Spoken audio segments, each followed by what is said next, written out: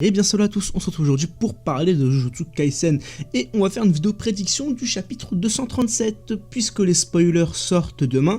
Donc on va essayer de prévoir, de voir plutôt, et oui du coup forcément de prévoir ce qu'il peut arriver lors du chapitre 237. Donc la vidéo va spoil, hein, ça va de soi. Le chapitre dernier, donc le 236, on nous laisse sur la mort de Gojo plus Kashimo qui arrive sur le terrain. Kashimo qui va enfin affronter Sukuna, c'est son objectif depuis le début d'ailleurs, hein, c'est d'affronter des exorcistes puissants et forcément là il a devant lui le fléau, on va dire, le plus puissant de Jujutsu Kaisen, le personnage le plus puissant de Jujutsu Kaisen qui est du coup forcément Ryumen Sukuna, qui en plus est boosté avec les 10 ombres. Comment, que demander de plus? Non, du coup, voilà, Kashimo, là, il doit être bien content, puisqu'il va affronter enfin un adversaire de taille. Attention, Akari aussi est un adversaire de taille. Mais Kashimo, là, lui, il réserve un truc spécial à Sukuna. Il lui réserve une attaque qu'il n'a jamais utilisée. Enfin, une attaque qu'il peut utiliser qu'une seule fois, plutôt, nuance. Donc, pourquoi il peut l'utiliser qu'une seule fois? Qu'est-ce qu'il va l'utiliser contre Sukuna? Est-ce que Gojo va se relever? Non, Gojo ne va pas se relever, Gojo est mort. Voilà, c'est le petit troll toujours. Hein. Moi je pense, je vais pas vous mentir, je pense que le combat va être expédié d'une manière très rapide. Mais vraiment très rapide. C'est simple. Là on a un Sukuna qui est plus fort que jamais. Un Sukuna qui est plus fort que jamais puisqu'il peut trancher tout maintenant. Puisqu'il peut trancher l'existence même grâce à Makora et grâce à Gojo, du coup, littéralement. Donc, là, le mec, il est trop fort. Il est trop fort, le mec, là, ça y est. C'est-à-dire que déjà, il avait les 10 ombres, etc. Ce qui le rendait extrêmement puissant, plus que la normale. Mais en plus, avec le boost du coup des 10 ombres et surtout l'analyse de Makora, mais maintenant, ça y est. Maintenant, je vois pas comment il peut perdre, surtout face à Kashimo. Donc pour moi, je pense que le combat va très vite être expédié. Ça m'étonnerait pas que Gege nous troll un peu et genre one shot littéralement Kashimo. En mode Sukuna n'a rien à foutre. Vous imaginez donc qu'il nous aurait hype une technique et tout pour au final. Non, je pense pas quand même qu'il va faire ça, mais il en est capable. Il en est tout à fait capable et ça ne m'étonnerait pas. Ça me ferait bien chier, mais ça ne m'étonnerait pas qu'il fasse ça. Maintenant, c'est peu probable. Moi, ce que je pense qui va arriver, c'est simple. C'est que, en fait, l'attaque de Kashimo, là, je pourrais en faire une théorie carrément, mais j'en ferai peut-être un short d'ailleurs. Mais je pense que l'attaque de Kashimo, c'est une attaque qu'il ne peut utiliser qu'une seule fois. Pourquoi? Parce qu'après, il meurt. Parce qu'après, en fait, ça va, je sais pas, peut-être ça consomme toute son énergie occulte et du coup, il décède ou un truc comme ça. Parce que n'oublions pas que Kashimo est un exorciste qui date d'il y a 400 ans et qui a été téléporté dans le présent. Ça, faut pas l'oublier ça d'ailleurs, hein. C'est pas un exorciste du monde actuel, lui c'est un exorciste du passé. Donc, ça m'étonnerait pas aussi que son attaque, en fait, pourquoi il veut l'utiliser que contre Sukuna, donc que contre le plus fort, c'est parce que après avoir utilisé cette attaque, il meurt. Il meurt, il disparaît ou je ne sais quoi, mais je pense plus qu'il meurt. D'où le fait qu'encore une fois, il peut utiliser son attaque qu'une seule fois.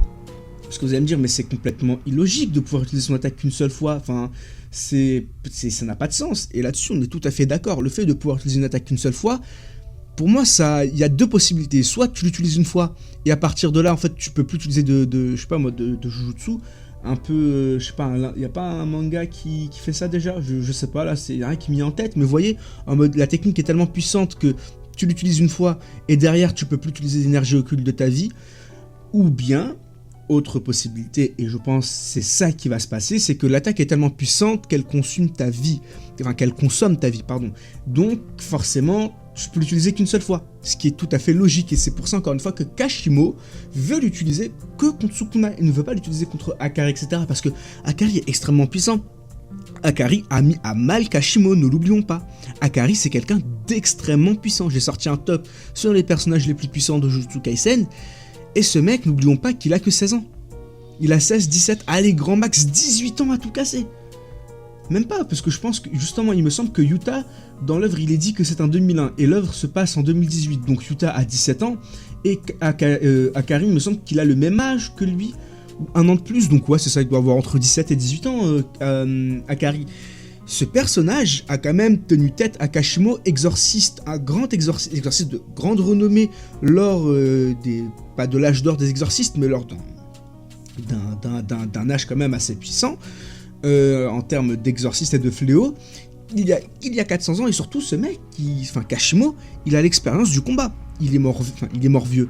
Il était vieux quand Kenjaku est venu vers lui. Il était extrêmement vieux, donc on suppose qu'il a l'expérience du combat. Et là, il se bat contre un minot de 17-18 piges, et il le met à mal en plus, le minot.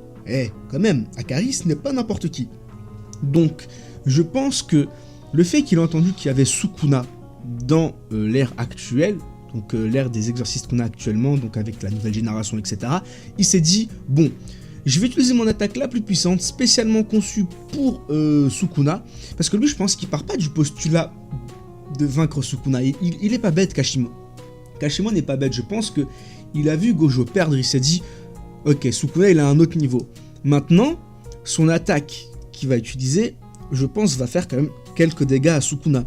Ou en tout cas, des dégâts sur le long terme. Peut-être pas instantanément, mais sur le long terme. Et peut-être que juste, et c'est pas peut-être, c'est que je pense clairement que son attaque va avoir un rôle important pour la victoire de nos jutsu. C'est quasiment sûr. Sinon, en fait, ça n'aurait aucun sens. Je vous explique, imaginez. Donc là, on nous ramène un exorciste d'il y a 400 ans.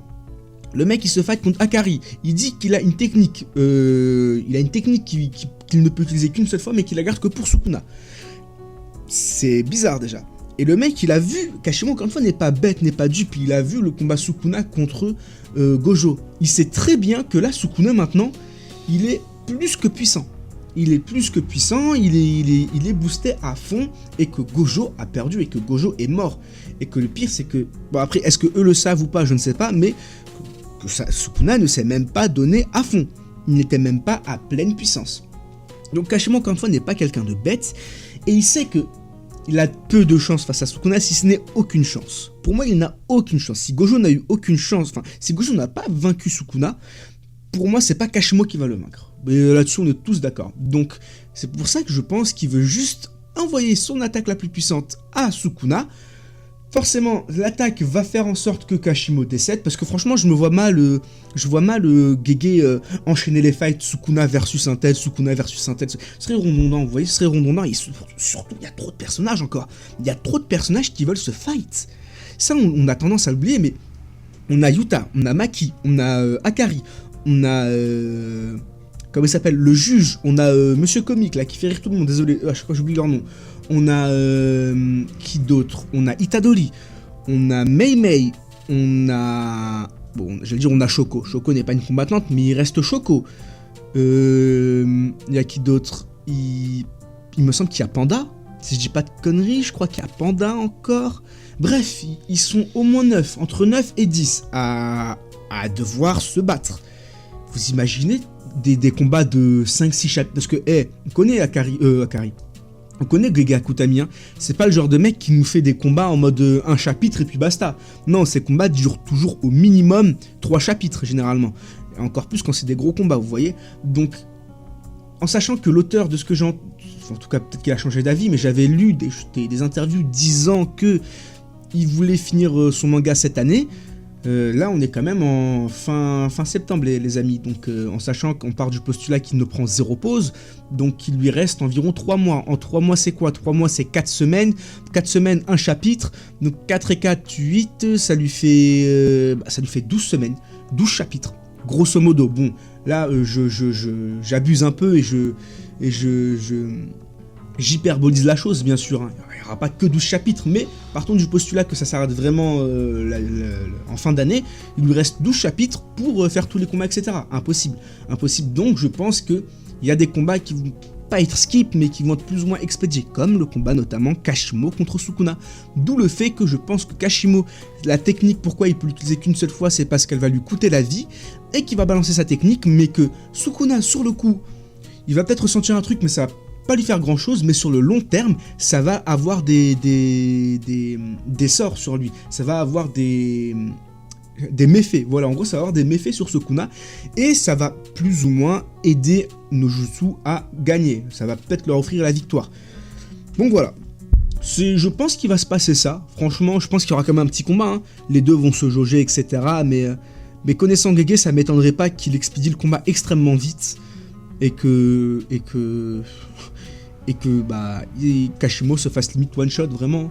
Mais bon, encore une fois, je pense pas qu'il va se faire one shot, je pense que les deux vont se jauger. Allez, je pense que le combat va durer 2 chapitres et qu'à la fin Kashimo il balance son attaque et que son attaque le tue. Du coup voilà, donnez-moi votre avis sur cette petite théorie, sur cette prédiction dans les commentaires. Si vous êtes d'accord avec moi ou pas, dites-moi ce que vous pensez qu'il va y avoir. Et puis écoutez, bah on se dit normalement à demain, si les chapitres, enfin si les spoilers sortent, s'ils sortent pas demain, ils sortent jeudi, mais normalement jeudi non, parce que vendredi il y a le chapitre qui sort, donc ouais non. C'est demain que les spoilers sortent normalement. Du coup voilà, d'ici là portez-vous bien, et moi je vous dis à la prochaine, bye bye.